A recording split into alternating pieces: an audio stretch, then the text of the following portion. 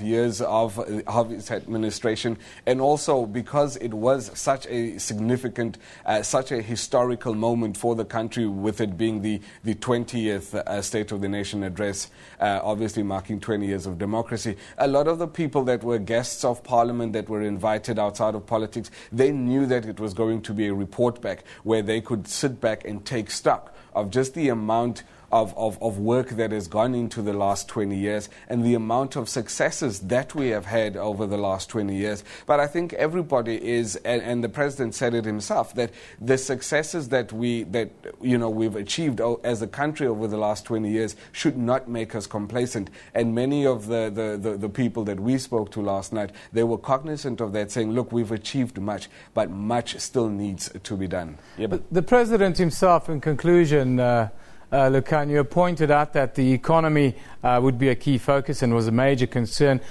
Is there a sense that he dealt with the roadmap in dealing with this adequately? Look, the President did speak a little bit about the National Infrastructure Plan as well as the National Development Plan.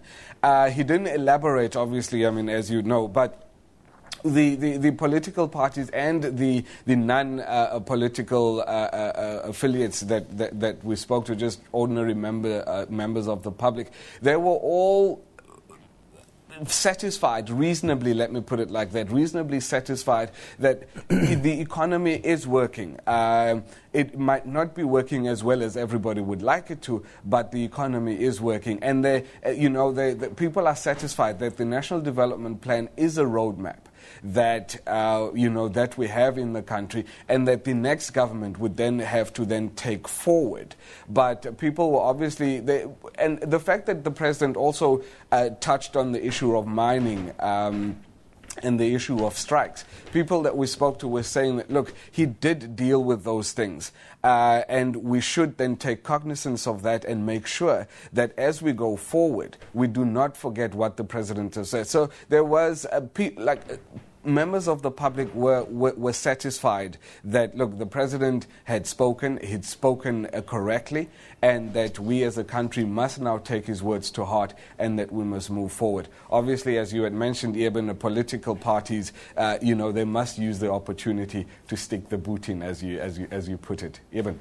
Thanks, Lukhanyo. That's our parliamentary reporter, Lukhanyo Talata, coming to you live from Cape Town with an update on reaction after the President's State of the Nation address in Parliament last night. Yes, all eyes were on President Jacob Zuma last night in the run-up to the State of the Nation address. Political parties as well as business sector listed all of their expectations for this year's address. In studio with us now, we have the South African Chamber of Commerce and Industry Policy Consultant, Pittman Rus. Good morning, Pittman. Thanks for joining us. Oh, thanks for having me.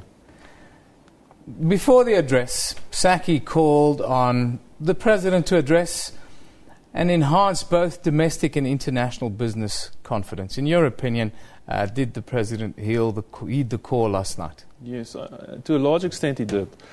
The premise of our original statement was stability, the need for economic stability. And as one of the most important sectors in the economy, the mining sector, obviously we would want to see direct and tangible government action in that sector to bring about a greater degree of stability.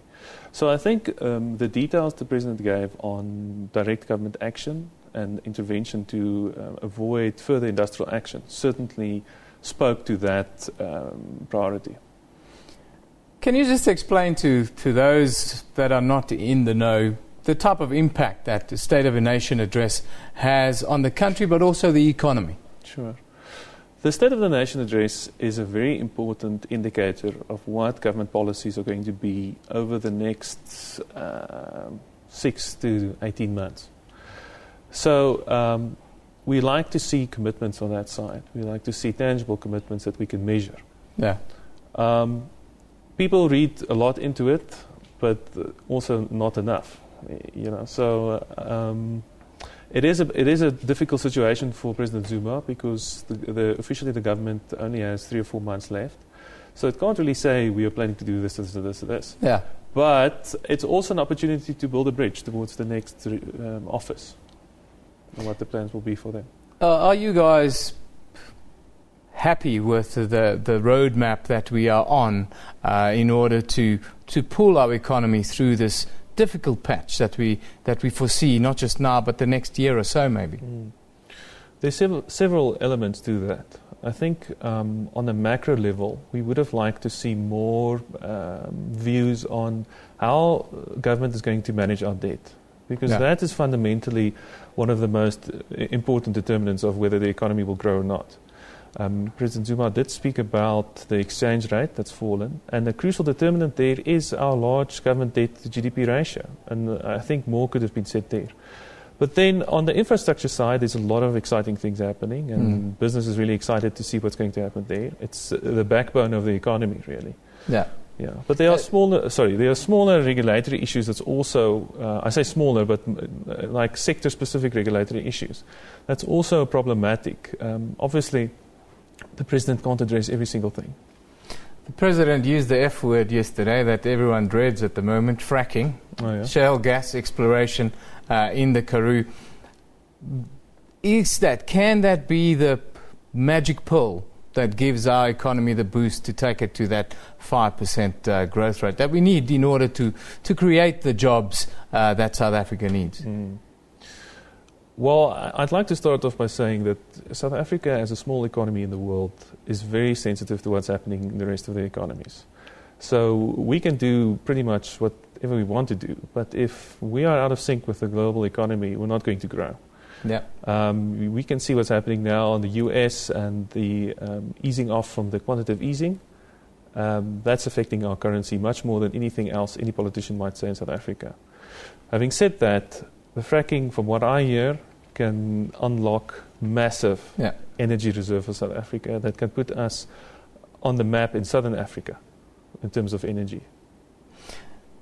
Is it a case where there has the potential to put X number of points onto our GDP annually that could really supercharge us into the 21st century as an economic powerhouse on the continent? Absolutely. And ultimately it boils down to cost and efficiencies. If we can get energy for cheaper than our competitors, we can produce cheaper, we can price our goods cheaper, and we can export more. We have a problem with energy at the moment, and I think this can alleviate a lot of the infrastructure problems that we're facing. Well, Piet Manrus, thank you for joining us this morning, South African Chamber of Commerce and Industry Policy Consultant. It's not all bad news as some people tried to make it out last night. Not at all, not at all. Thank you once again for joining us. Well, let's move on by taking a look at what you're thinking and saying on social media. Of course, you can send us your views and comments at SABC Newsroom. That's where we live on Twitter. Let's just have a look at the comments. It looks like Eugene is with us. There we go. My ANC, my swag says, a biker shot dead on Malibongwe and Boundary Roads. A motorist shot him from behind as he was returning to his bike. Road rage. R.I.P. Randburg. That's not good. Who is that angry that early in the morning? R.I.P. Joburg Road Rage. You'll be surprised, Ella.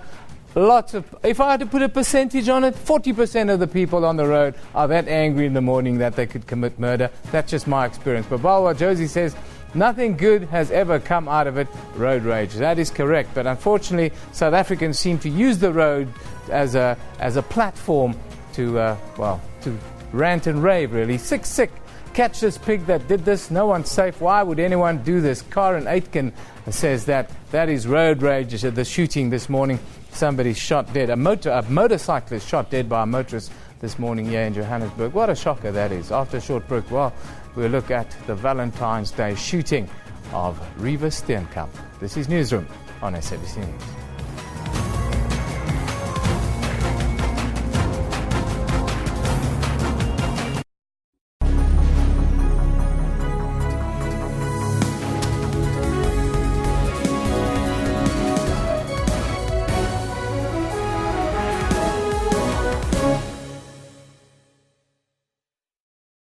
Good evening and welcome to Afro Showbiz News. My name is Musam Khalipi and we have a lineup of stories of art and entertainment. I want my artwork to be in everybody's home.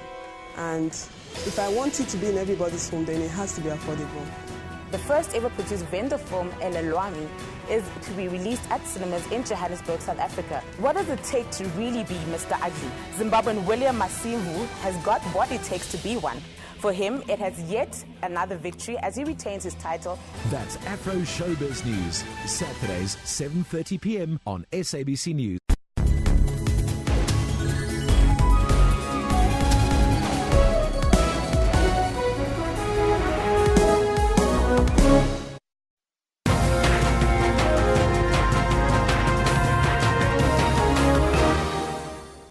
Welcome back. This is Newsroom on SABC News. Today marks the first anniversary of Reeva Steenkamp's death. Oscar Pistorius' trial is expected to be heard in High Court in Pretoria from the 3rd of March. The SABC covered this story on all of its platforms and kept you up to date on the latest news surrounding Pistorius. Now, in our Pretoria studio, we are joined by SABC radio reporter Leela Magnus, who covered the story intensely. Good morning, Leela. Thank you for joining us. Good morning. And then with me in studio here in Johannesburg, I've got Bongi Mogali, who is our production editor for SABC Digital News. And of course, we covered the story intensively on all our digital platforms. If I can start in Pretoria. Leela, let's start with you. Just tell us quickly, what is the latest on the case? There's lots of rumors that's been around about new evidence and the like coming around. Just tell us what is the latest and what do we expect in the next week or so? Well, the latest on this case is Oscar Pistorius that spoke out the first time since this devastating accident happened. He says he basically sympathizes with the Steenkamp family, says that this is something that will haunt him for the rest of his life, and he calls it a devastating accident. It is the first time that Oscar himself has spoken out about the accident.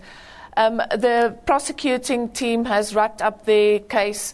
The police are finished with their case. There's still a bit of outstanding evidence. We understand that there's an iPhone that needs to be decrypted, but that needs to go to America for that to happen. And it's unclear whether that information will be in time for the trial. But like the state said, this is not a must-have. This is a nice-to-have. So even if they do not have that evidence, they are ready to go ahead when the trial starts on the 3rd of March. Now, you guys have carried this story or covered the story quite intensively. Just tell us, how do you see this story now develop? Is it going to turn into another circus again? Yes, absolutely. It is going to turn into a bigger circus this time around because it is the trial that's starting. Some of the media houses have already started parachuting in more journalists, more producers. They've rented space just across from the North Gauteng High Court from the post office. I understand there's about 9 media agencies that rented a plaza across from the North Gauteng High Court. We understand some of the streets might be closed for the public, and we expect hundreds of journalists to come to cover this court case. It's going to be a media frenzy like during the bail application last year. I wanted to ask you about the list of witnesses that's on the roll. There seems to be a long list of it. Can you give us any names? And then also, what's the latest regarding this proposed settlement with the Steenkamp family down in Port Elizabeth? Yes, the list of witnesses is more than 100 people that the state indicated they might call as witnesses. They are members of the Steenkamp family, members of the Myers family, and the Myers family, as you know, was Reeva's adopted family in Johannesburg. She stayed with them, and her best friend is Gina Myers, the daughter of the Myers family. There's loads of forensic experts from the police that's going to testify. Cell phone experts are going to testify. But it depends on how much the defense acknowledge whether they are going to call all these witnesses or not. We do expect the defense to admit to the chain of evidence. For an example is that, they would admit that the post-mortem was done correctly, that there was no tampering with the evidence, for instance, with the toilet door once it was removed from the house to the forensic laboratories and things like that. So that would bring down the witness list a lot. Yeah. And we expect that they are going to focus on the forensics in this case. Well, Leela, thank you for updating us on what is the very latest there. That's our reporter from Pretoria, Leela Magnus, giving us a little update. But with me in studio, I've got Bongi with me. Bongi, just tell us, this story has really caught the attention on social media, especially. Everyone's had an opinion. It's died down a little bit, but you expect the traffic to just hit the peaks now in the next couple of weeks, don't you? It's already starting to pick up, Eben. It might seem to have died down, but behind the scenes, people have things to say. I think also with Oscar having put up this statement on his website, already people are saying, well, you're so fortunate that you can speak because Reeva can't, you know. So these things are coming up again. When the story initially broke, on our site itself, the traffic was unprecedented. This is the Oscar website, and that's the statement that he put up. And it's basically condolences on the one-year death and so forth. And the tragic, the accident, the devastating accident. Okay. It seems like, but how's it? Maybe it is an accident, but let's see some ownership. Yeah, I've never seen someone shoot 4 times accidentally, but that's my humble opinion. How are we going to look at covering this story going into the court case, and what can people look forward to?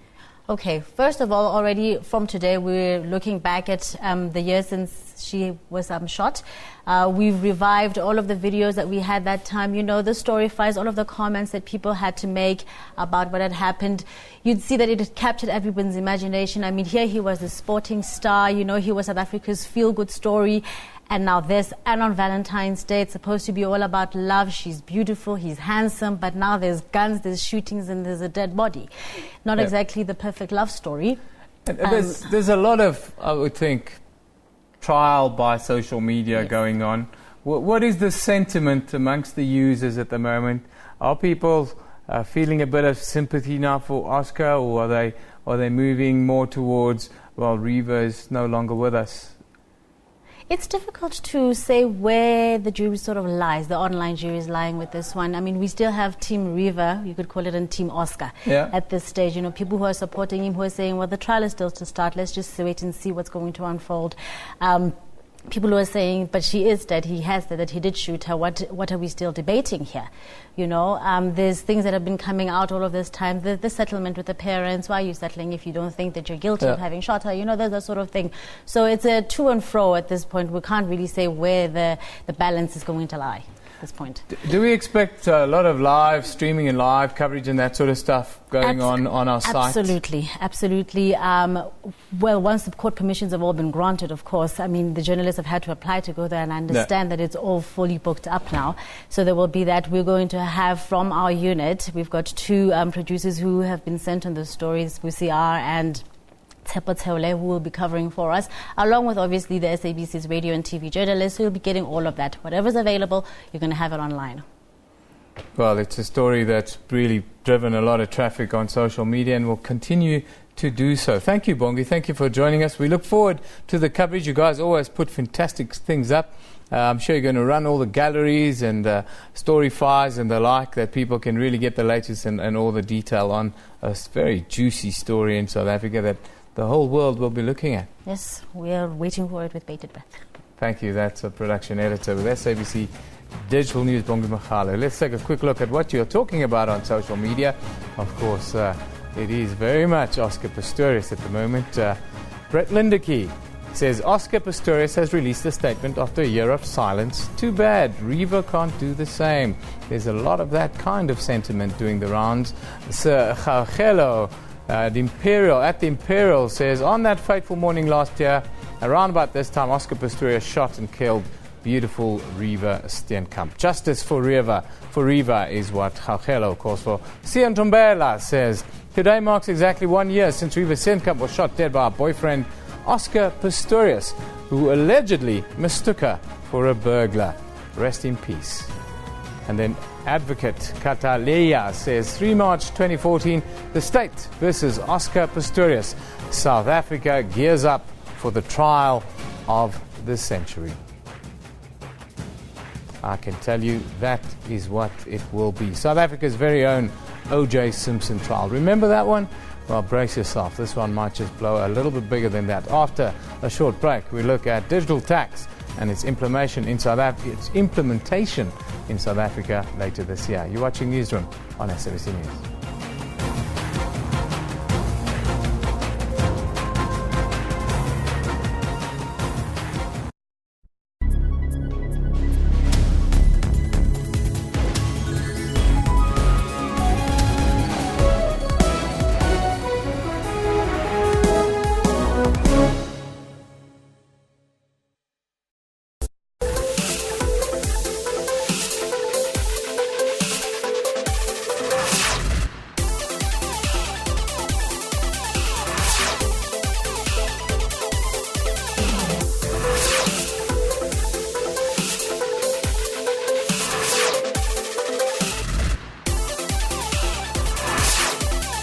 That's Sports Live, daily at 8:30 p.m. on SABC News.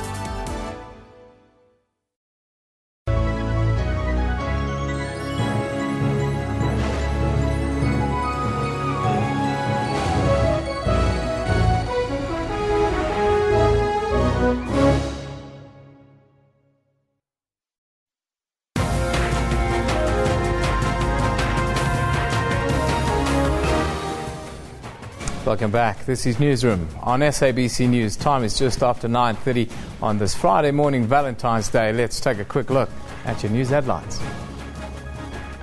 President Jacob Zuma has urged mining bosses and unions to resolve their battles. Delivering his State of the Nation address in Parliament last night, he said problems in the mining sector should not be allowed to destroy the country's biggest foreign exchange earner. The president also reflected on the gains made during 20 years of post-apartheid government. Opposition parties have slammed his speech, saying President Zuma did not address job shortages adequately. A policewoman was shot dead while responding to an armed robbery at Kraaifontein in Cape Town late yesterday. The 30-year-old female constable and a colleague had just arrived at a small holding when an unknown number of suspected robbers opened fire on them. They shot back and wounded 2 of the suspects, but the female constable had been fatally wounded. One of the injured suspects was arrested while the other escaped, with the remaining suspects who remained on the run. And in cricket, South Africa, the world's #1 ranked test team, are on the ropes in the first cricket test against Australia at Centurion in Gauteng. The Proteas, who bowled out the visitors for 397 in their first innings, slumped to 140 for the loss of 6 wickets in the face of some hostile fast bowling on day 2. Fortunately for them, it was the rain that brought some respite, and play closed early just before the close on day 2. South Africans can expect to pay 14% value-added tax on digital goods from the 1st of April. Treasury published the Electronic Services Regulation for public comment earlier this month. Goods and services covered under the regulation include music, e-books, software, games, and educational services and subscription services. There's a lot of questions hanging around the implementation of digital tax, and to talk us through it, well, we are joined by Gerard Sovrel, the head of indirect tax at PricewaterhouseCoopers. Good morning. Morning. Happy Valentine's Day. Thank you very much. Same to you. It doesn't seem to be such a happy day for consumers of electronic services a little bit late in the year with digital tax coming in. Just talk us through it and tell us how you see this play out. I think, as you said in the opening remarks, from 1 April this year, there's going to be VAT at the standard rate of 14% on all digital sales, but aimed mainly at the consumer. So it's things like apps, e-books, music. There's a little broader than that, and I'll come to that just now as we talk through, but that's the gist of what National Treasury is trying to do. The implications of taxing online products. Look, I think for us as consumers, we're just going to pay what we would pay if we went down to a local bookstore, for example, or CD store and bought the product locally. I think it's to balance this kind of imbalance at the moment, which is that if you buy from overseas and you download, you don't pay any VAT whatsoever. Whereas if you go locally, you have to pay VAT. And the view is that's inconsistent and unfair on local traders. How do you implement this? Because ultimately, if I look at an e-book, for instance, Sure. it's electronic. It doesn't really exist, does it? It's a good point. I think in theory, what National Treasury is trying to do makes an awful lot of sense. I think that imbalance is inherently unfair. I think no one would disagree with that. The issue is going to be how they collect and enforce collection on businesses which essentially are not in South Africa. And having spoken to National Treasury and to SARS about this in recent times, they know that's their challenge, and we're waiting for them to give us a view on how they feel they can do that effectively. How do you expect this to impact on competitiveness and then affordability going forward? Well, look, I think if you really want the item and you can't buy it locally and you want it on your electronic device, then you're going to have to download it and pay the VAT, assuming the supplier registers and goes through the motions of complying. So you're going to pay more. Look, as I said, I don't think that's unfair, but clearly no one likes to pay more for anything, and so we'll have to get used to that adjustment. But I don't think there's any way around that. I think, it's, as I said, it's a reasonable thing to do. And frankly, as I said, if you went to a local store, you would be paying that VAT. How do you think South Africans are going to receive this? They already feel under the pump. They feel that the squeeze is on, especially the middle classes in the country. They feel the squeeze is really on them to almost help and drag South Africa through this tough patch. Do you think that there'll be lots of smiles or lots of moans? As I said, no one likes to pay more for anything. And since we've been not paying the VAT on these products for the last almost 20 years since VAT's been in South Africa, I think there's going to be an unpleasant surprise when the first invoice arrives with VAT on it. But I think, as I said, inherently, I don't think there's a problem with the concept. The issue I think National Treasury and SARS face is how they police and effectively enforce it. Yeah. So I predict it's going to take a while for it to settle. The kind of rules and regs around registration for foreigners haven't been fully finalised, and we're waiting for that information to come through. You mentioned the policing. The policing is one element, but the implementation surely must be another difficult one. How do you do this? Is it going to be a direct tax on your credit card transactions? How is it going to be done? I think what will happen is you shouldn't see a major difference in, let's say, the amount you pay. So it might go up by a few rand here and there. What will happen is you should get an invoice once you make your transaction or pay for your transaction, and that will have detailed the net and VAT amount in there. Yeah. So I think those foreigners who supply this type of product into South Africa will have to look at their pricing definitely. Whether they'll pass the full VAT on to us is a debatable point, but certainly what we will get once we pay is some form of invoice with that detailed on it, and that's, I think, how it will be implemented. Finally, everyone thinks about e-books, but what are the things that people are not thinking about that are now going to be taxed under this bill? Distance learning is a big issue. Supplies of software. So if you download software from one of the providers overseas for your laptop, up until this point that wasn't taxed with 14%, and that's now going to be taxed at 14%. So I think the concentration on apps and e-books and music and such like is fair, but there are a lot of other products that will also be taxed, which I think maybe people aren't quite aware of just yet. I think there are quite a few shocks. I think the consumers are in for quite a few shocks. Yes. Gerard Soverel, thank you for joining us today and giving us a little insight as to, what we're going to pay more for in the not-too-distant future. Of course, South Africans can expect to pay 14% value-added tax on digital goods from the 1st of April. That is just a little bit more good news for you on this Valentine's Day. We move on. The Free State provincial government has turned the tide against HIV/AIDS, it says. At one stage, the province had the highest number of people living with HIV/AIDS. An intensive condom distribution campaign and word-of-mouth initiatives about the scourge of HIV/AIDS has placed the Free State province third lowest with new HIV infections. The Provincial Department of Health has distributed more than 140 million condoms since 2003. According to the South African Institute of Race Relations, only 65 people get infected daily with HIV across the province now. Zimasa Mbewu joins us from Bloemfontein. Good morning, Zimasa. Can you hear me? Good morning, Eben. Zimasa, you've been in touch with the department. How did they manage to change the situation around from what was really a dire one before? Well, basically what they said is that, they went out and distributed more than 140 million condoms to people, to the public. And they've gone out to taxi ranks, they've spoken to people, they've tested people, and they've actually encouraged them, to know their status.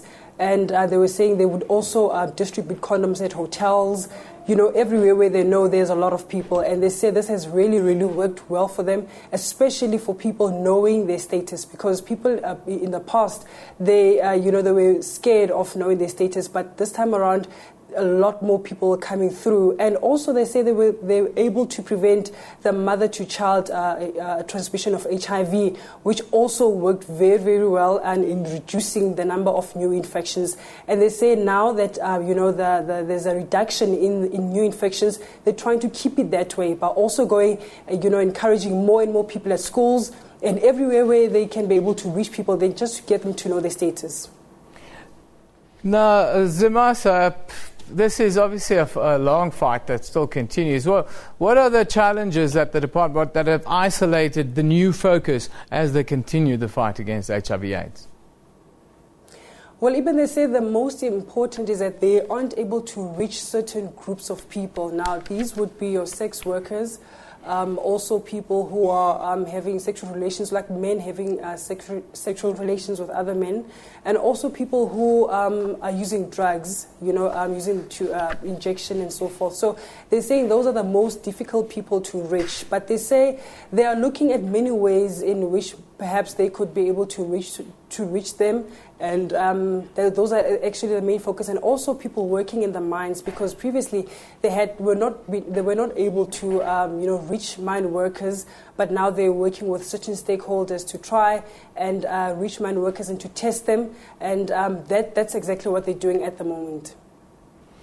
Well, that's good news coming out of your province, Zuma. So is there any other news coming out of the Free State today we should keep an eye on?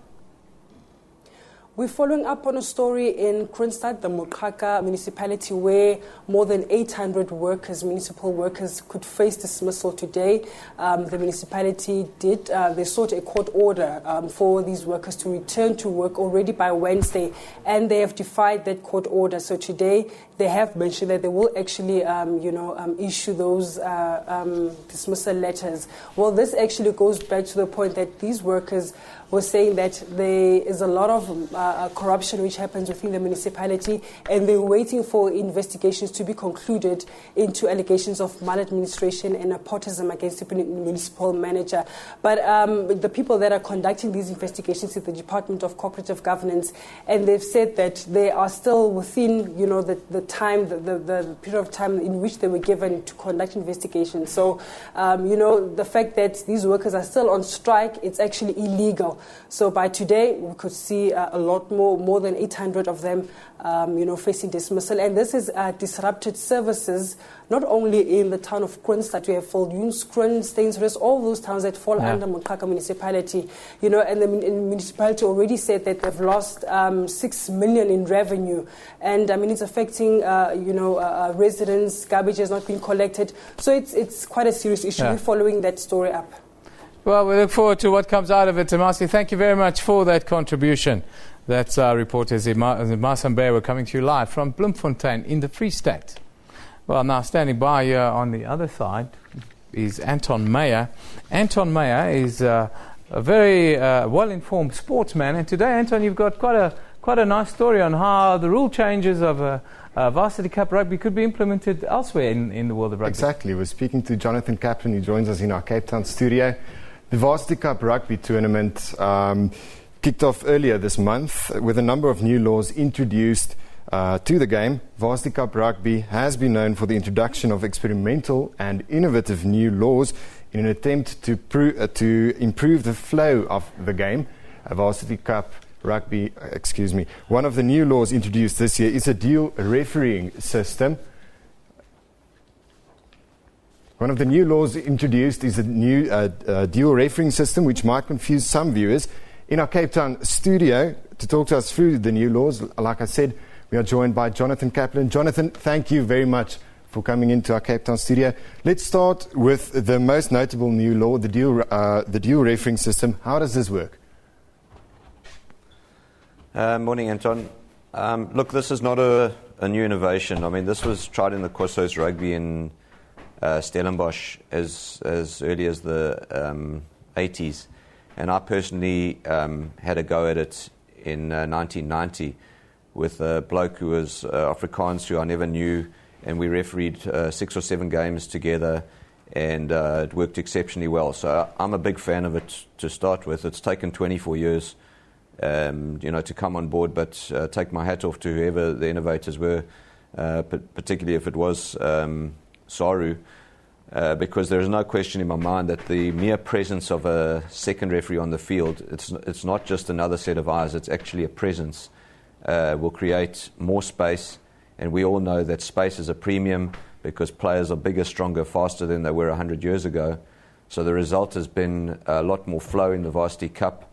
And I suspect that if they take this, if they refine some of the principles and take this to the next tier, you'll find positive spin-offs for the rest of World Rugby as well. Now, what if you get a decision where both referees disagree on what decision should be taken? Let's say a scrum and a penalty. One gives a penalty, one gives a scrum.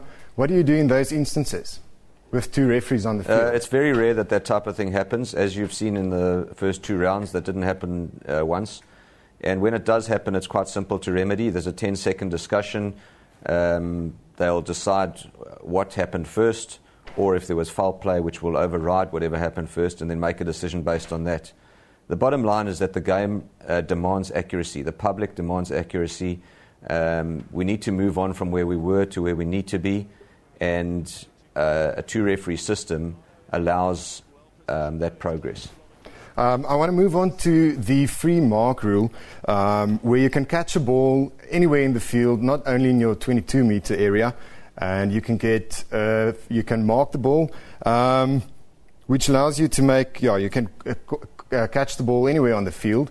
How will this improve the flow of the game? What will this do to, let's say, stupid kicks taken by fly halves? Will this actually better the flow of the game? Anton, I think what it's designed to do there is to stop the aimless kicking that has become prevalent in the game. So if a team aimlessly kicks the ball away, then there will be a dual advantage for the receiving team. Either the option of a mark and then play on from there, or the option of advantage should the kick be so bad. In addition, we've got new binding pads for the scrummages, for the tight heads, to get a better grip, because as we've seen of late, the jerseys have become so tight that it's almost impossible sometimes for them to get a decent grip. So there are teething issues with that as well, but it is definitely a step in the right direction. So I mean, look, the main thing is that for me is it's about innovation and at least making an attempt, because as you well know, that these type of laws, they don't get implemented immediately at the next tier. They take a while for the findings to be made clear to the decision makers, and then the decision makers then take a fair amount of time to ascertain whether that is the direction forward that they need to go. Jonathan, unfortunately we've run out of time. Just a quick yes or no answer. Would you like these rules to be in Currie Cup and Super Rugby leagues? Would you like to see it there? I've got no doubt that the 2-referee system, with some refining, you must understand these referees are not the top tier of referees. They're up-and-coming referees, so they will make mistakes. But if you look big picture, the positive spin-offs are numerous. And we haven't touched on it yet because we've run out of time, but obviously the point scoring system, where there's potentially 8 points available for a converted try, as opposed to the 3 points available sometimes for a penalty in the present game, has transformed the thinking on how to play the game, and perhaps that'll be a topic for another discussion. Jonathan, thank you very much for joining us. I'll look forward to the rest of the Varsity Cup with the new rules. Eben? Thanks, Anton. Yeah, very interesting concept there. Look forward to the implementation of it, hopefully in the not-too-distant future. Maybe the referees will be a little bit more in our favour if we have more referees on the field and they won't rob us like they've been robbing us for the last 15 years in Super Rugby. Anton Meyer there with a nice, interesting concept. Well, Newsroom will close today with a look at all the fashion winners and losers. And trust me, there were some losers in the fashion stakes at the opening of Parliament last night. The show is broadcast live to you from Johannesburg in South Africa. This is Newsroom on SABC News, where we love it in the morning.